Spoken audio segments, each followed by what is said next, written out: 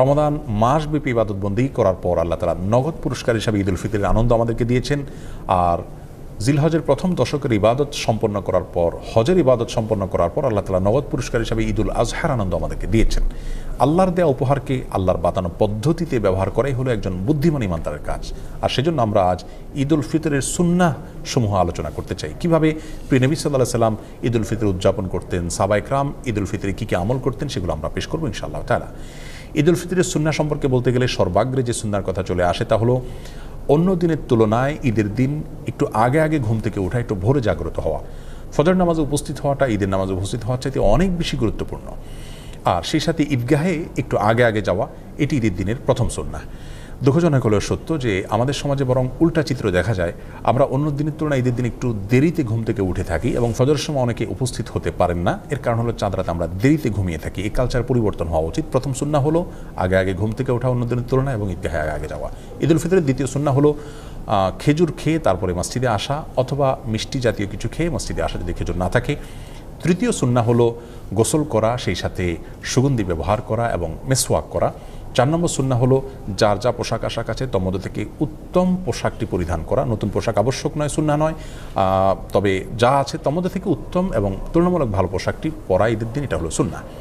5 নম্বর সুন্নাহ হলো ঈদগাহে যাওয়ার সময় পায়ে হেঁটে যাওয়া, কোনো বাহন ব্যবহার না করা। যারা বৃদ্ধ বা অসুস্থ তাদের কথা ভিন্ন, সুস্থ স্বাভাবিক মানুষের জন্য বাহন ব্যবহার না করে পায়ে হেঁটে যাওয়াটাও সুন্নাহ। এতে ঈদের সৌন্দর্য বিকশিত হয় এবং প্রকাশিত হয়। 6 নম্বর সুন্নাহ হলো ঈদগাহে যাওয়ার সময় তাকবীর বলতে বলতে যাওয়া। আল্লাহু আকবার, আল্লাহু আকবার, লা ইলাহা ইল্লাল্লাহ, আল্লাহু আকবার, আল্লাহু আকবার ওয়া লিল্লাহিল হামদ। এই তাকবীর পাঠ করতে করতে ঈদগাহে আসা সুন্নাত। গল্পগুজব করতে করতে আসা উচিত নয়। তাকবীর আমাদের মুখে থাকবে এবং আমরা ঈদগাহে যেতে থাকবো। 7 নম্বর সুন্নাহ হলো যেই পথ দিয়ে আমরা ঈদগাহে আসবো, বাসায় যাওয়ার সময় অন্য পথ ধরে আমরা যাব। বিকল্প পথ যদি না থাকে তাহলে রাস্তার যে পাশ দিয়ে আমরা এসেছি অন্য পাশ দিয়ে যাওয়ার চেষ্টা করব।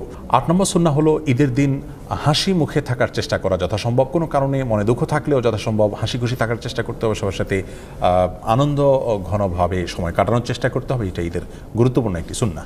ঈদের 9 নম্বর সুন্নাহ হলো যথাসম্ভব মসজিদে বা বদ্ধ জায়গায় ঈদের নামাজ না পড়ে উন্মুক্ত জায়গায় বা মাঠে ময়দানে ঈদের নামাজ পড়া উচিত এবং উত্তম সুন্নাহ। এতে ঈদের আনন্দ এর মধ্যে পূর্ণতা পায়।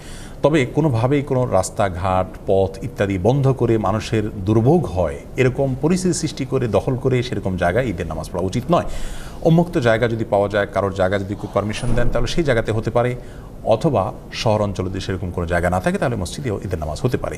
ঈদের 10 নম্বর এবং সর্বশেষ সুন্নাহ হলো একে অন্যকে শুভেচ্ছা জানানো ঈদ উপলক্ষে। সেটি সাক্ষাৎ হলে হতে পারে, বার্তাযোগে হতে পারে। সাহাবায়ে কেরাম একজনের সাথে অন্যজন সাক্ষাৎ হলে, যোগাযোগ হলে ঈদের দিন তারা শুভেচ্ছা জানাতেন এইভাবে, তাকাব্বালাল্লাহু মিন্না ওয়া মিনকুম সালিহাল আমাল। যার অর্থ হলো গোটা রমজানব্যাপী আপনি এবং আমি যে সমস্ত নেকামল করেছি আল্লাহ তাআলা আমাদের উভয়ের নেকামলগুলোকে কবুল করে নিন।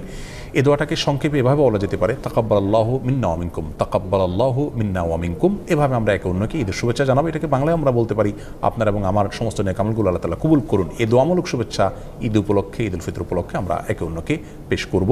সেই সাথে ঈদ মুবারক যেটা আমরা বলে থাকি আমাদের সমাজে, সেটি বললেও কোনো অসুবিধা নেই। ঈদ মুবারকের অর্থ ভালো, অর্থাৎ আপনার ঈদ বরকতময় হোক।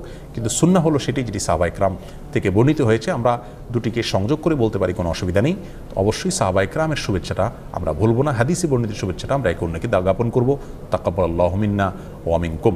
কিছু কাজকে ঈদের সুন্নাহ আমরা মনে করি, অথচ সেগুলো ঈদের সুন্নাহ নয়। যেমন অনেকে মনে করেন ঈদের দিন কবর জিয়ারত করা সুন্নাহ। হ্যাঁ, ঈদের দিন যদি কারো সুযোগ হয় তিনি অবশ্যই মা বাবা কবর জিয়ারত করবেন, কোনো অসুবিধা নেই, ভালো। কিন্তু এটাকে ঈদের সুন্নাহ মনে করে করবেন না। অনেকেই ঈদগাহে ঈদের নামাজের পরে কাঁধে কাঁধ মেলানোটাকে সুন্নত মনে করেন, সেটিও ভুল ধারণা। অনেকদিন পরে কারোর সাথে সাক্ষাৎ হয়েছে, সম্প্রীতি বা ভালোবাসা প্রকাশের জন্য আপনি কাঁধে কাঁধ মেলালেন, সেটি করা যেতে পারে, কিন্তু ঈদের সুন্নাহ মনে করে সেটি করা উচিত হবে না। সেই সাথে অনেকে মনে করেন যে ঈদের দিন নতুন পোশাক পরা সুন্নাহ, সেটিও ভুল ধারণা। যা আছে তোমাদের থেকে উত্তম পোশাকটা পরা সুন্নাহ, কিন্তু নতুন পোশাক হতে হবে এমনটি মোটেও আবশ্যক নয়।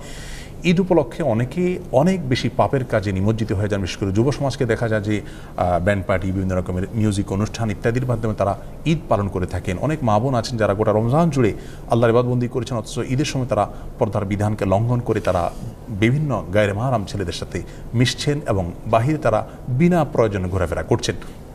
এই অসুস্থ সংস্কৃতি থেকে আমাদের বের হয়ে আসা উচিত। আল্লাহর দেয়া ঈদকে আল্লাহর বাতানো পদ্ধতিতে ব্যবহার করা।